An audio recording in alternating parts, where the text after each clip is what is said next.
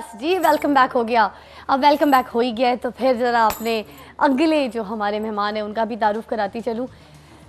नाम ले लूँगी ना तो करंट लग जाएगा, क्योंकि जब वो करंट लगता है ना वाइब्रेशन ऐसी आती है बॉडी में कि आप फिर ना वो कुछ ऐसी बातें बोलना शुरू हो जाते हैं जैसे आप बहुत सारे ऐसे प्रोग्रामों में देखते होंगे, जैसे हम सब उम्मीद से, बदकारियाँ, कलाबाजियाँ, जोक दर जोक, इस तरह के बड़े सारे जो है मैं नाम लूँगी। कुछ ऐसी किताबें हैं उनकी इस तरह की जो मैं नाम ले रही थी, साथ साथ उनकी बुक्स बड़ी ज़्यादा फेमस बुक्स जो हैं।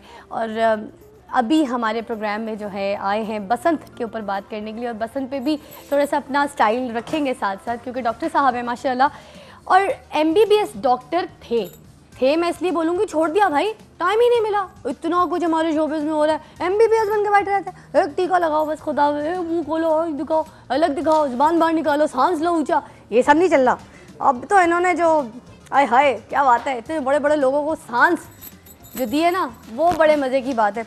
अच्छा, मियाँ बीवी बच्चे समेत मैं MBBS डॉक्टर को ये कहती हूँ बचपन से। तो आज जो है हमारे प्रोग्राम में डॉक्टर यूनुस भट्ट, उनसे ये पूछूं कि भाई मियाँ बीवी बच्चे समेत छोड़ के फील्ड में आ गए, ये क्या चक्कर हुआ? असल में फिजा बात यह है कि मेडिकल जो है उसमें भी यही होता है कि हाँ। दुखी चेहरा है तो उसको ठीक करके उसके चेहरे पे मुस्कुराहट लानी। हाँ। तो मैंने सोचा कि मरीज तो एक एक देखूंगा, एक एक मुस्कुराहट लाऊंगा। हाँ। तो कोई ऐसा काम करें कि सारा पाकिस्तान को हंसाना शुरू कर दें, सबके चेहरों पे मुस्कुराहट ले आए। एक तो आप हंसाते तो हैं, मगर जो हकीकत खोलते हैं ना आप, हंसाने के चक्करों में, मतलब तंज़ो मज़ा में जो आप हकीकत बयान कर देते हैं, वो किसी को हुनर ऐसा मिला नहीं आज तक। बहुत बड़े बड़े राइटर आए माशाल्लाह से, एक अनवर मकसूद साहब थे माशाल्लाह से, और उसके बाद अगर मैं राइटर में नाम लूँ तो मतलब मैं आपको दूसरा मैं समझूंगी कि जो तंज़ो मज़ा के साथ एक अपनी जो बात है वो बयां कर जाते हैं। असल में जो तंज़ो मज़ा है या ह्यूमर है जिसको आजकल मैं समझता हूँ ये एक लाइफस्टाइल है। हाँ। लाइफस्टाइल ये है कि आप किसी भी इशू पे, किसी भी मौजू पे ऐसे सलीके से बात करें हाँ। कि दूसरे के चेहरे पे मुस्कुराहट आ जाए। क्या बात है, मतलब किसी ने ड्रेस अच्छा नहीं पहना लेकिन आप उसको इतने प्यार से, इस अंदाज से डिस्क्राइब करें कि उसके चेहरे पे हंसी भी आए और उसको अंदाज़ा हो जाए कि मुझे इसको ठीक करना है, ठीक करना है। ये हाँ। एक पूरा लाइफस्टाइल है। हाँ। सिर्फ इससे मुराद थोड़ा हंसाना नहीं होता। हाँ। बात यह है कि सलीके से, इतने प्लेजेंट तरीके से बात की जाए कि दूसरे का दिल ना दुखे। हाँ। और बात भी हो जाए और उसमें बेहतरी भी आ जाए उसकी। आपका जो प्रोग्राम नहीं चलता, मेरे ससुर जी हैं माशाल्लाह, तो वो आपके इतने बड़े फ़ैन हैं, वो कहते हैं कि अगर इस प्रोग्राम में से डॉक्टर यूनुस भट्ट का नाम ना चले, क्रेडिट में भी ना चले सपोज़, तो ये प्रोग्राम देखने के काबिल नहीं होगा।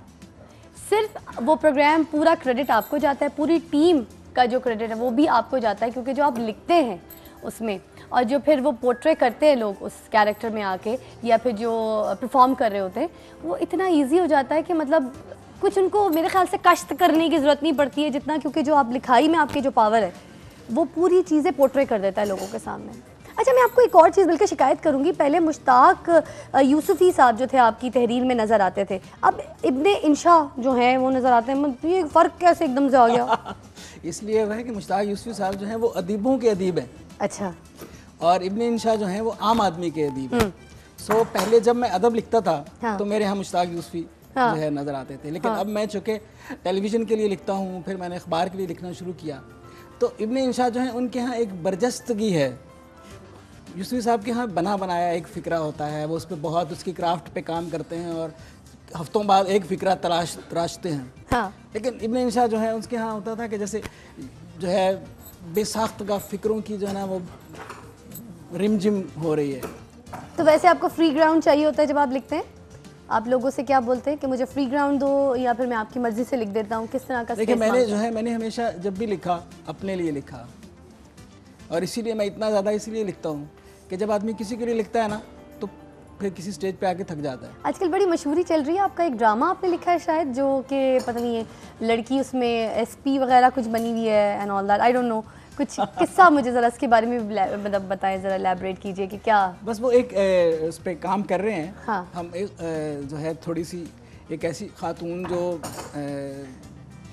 जैसे एक सिंबल होती है ना ख़वातीन के, क्योंकि ख़वातीन के मसाइल जो हैं उन पे हम उस तरह नहीं मेल जो है वो देख पाते जिस तरह एक खातून देख पाती है। तो हम एक ऐसी पावरफुल खातून एक लेके आना चाहते हैं। हाँ। कि जो हर बुराई के खिलाफ जो है वो डट जाती है। अच्छा। और ख़वातीन के इश्यूज़ पे वो एक सिंबल के तौर पे सामने आती है, क्योंकि हमारे यहाँ जो है मेल्स जो हैं उनके मसाइल हल करने के लिए तो बहुत से लोग हैं, ख़वातीन के लिए जो है वो नहीं है कोई जिसको को आइडियलाइज़ करें, उसकी तरह बनना चाहें कि भाई किसी जगह पे भी कोई गलती है, वो बस पे चढ़ते हुए किसी खातून के साथ ज़्यादती हो रही है, किसी दफ्तर में हो रही है या घर में हो रही है, तो वो एक है जो आती है वो कहती है मुझे बताएं, मैं सॉल्व करती हूँ। ये तो बड़ी बात आपने की कि आप औरतों के लिए कुछ लिख रहे हैं। और डॉक्टर साहब आपसे तो औरतें मतलब उम्मीद रखती हैं कि कुछ आप अच्छा ही लिखेंगे, और ये भी मुझे उम्मीद है कि बस औरतों के एक बिहाफ पे मैंने जो है जब शुरू किया लिखना तो कॉमेडी जो थी मर्द करते थे। हाँ। मैंने जब फैमिली फ्रेंड लिखा तो पहली बार हम ख़वातीन को लेके आए। हाँ। क्योंकि मुझे ये होता है कि ख़वातीन जो है उनकी कॉमेडी जो होती है उसमें हमेशा एक मेयार होता है। हाँ। एक स्टैंडर्ड होता है, वो एक लेवल की बात करती हैं, तो इसलिए हमेशा मैंने जो मेरी कॉमेडी में मेन जो कैरेक्टर्स होते हैं, हाँ, सिचुएशंस में उसमें ख़वातीन ज़्यादा होती हैं। अच्छा, ये मज़ा निगारी और तंजिया मज़ा निगारी जो है इसमें फ़र्क आपसे पूछेंगे, मगर इससे पहले एक गाना जो है वो मैं आपको सुनाना चाह रही हूँ। और हमारी बहुत प्यारी आर्टिस्ट जो है उन्होंने हमें ज्वाइन किया है, और ख़ूबसूरत तो है ही, क्योंकि आपने ऐसे नज़रें जो उधर देखी हैं वो और खूबसूरत हो गई, क्योंकि डॉक्टर साहब वैसे ही किसी को देख ले तो बंदा वैसे ही खूबसूरत हो जाता है। आपकी और मेरी प्यारी सी दोस्त है खूबसूरत सी हुमैरा अरशद।